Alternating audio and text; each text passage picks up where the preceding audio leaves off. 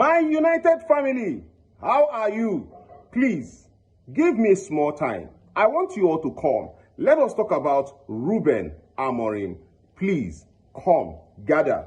Because I've been seeing messages or posts and I'm reading on tabloids about Ruben Amorim's last season. Some people still feel that Ruben Amorim was the reason why Manchester United failed last season, and that is laughable because I don't know how a Manchester United fan who claims to love the club and has been following this club would think that Ruben Amorim was a problem at Manchester United. We can see so far in this preseason that Ruben Amorim has been able to gather these players, create a euphoria about them. There is this. If you listen clearly to one of Luke Shaw's interview, he said that Ruben has changed the mentality of these players, and there are no more slaggers in the team.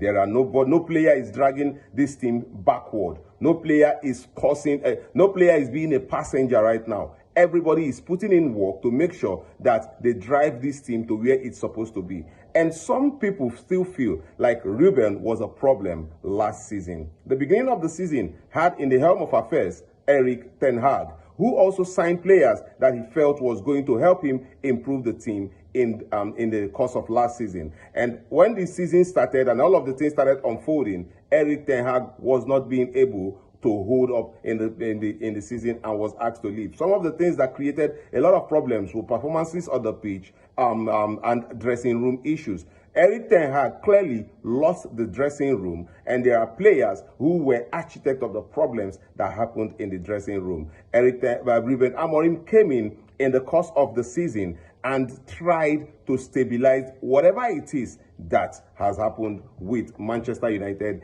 in the league. And as it seems, he was able to notice that, okay, Manchester United is not finishing top 10, and Manchester United is not going to be relegated. And what is the best thing for a manager to do? Let us look for a way to still put Manchester United back in Europe. And somehow he found it in the Europa League. He went on to hold on to the Europa League strongly. And what happened? He played in the final. He lost 1-0 to Tottenham, but this is a coach that made it clear that in the Premier League, Manchester United would not be relegated. In the Premier League, Manchester United is not going to finish in the top 10 of the table, no matter what he tries to do. But he was winning games in the Europa League. He was winning games to the point that he did a remontada. He did a marvelous comeback with the team and also qualified Manchester United for the Europa League final. I know a lot of people say he lost to Tottenham because he did not play Garnacho, he did not play this, or he did not play that.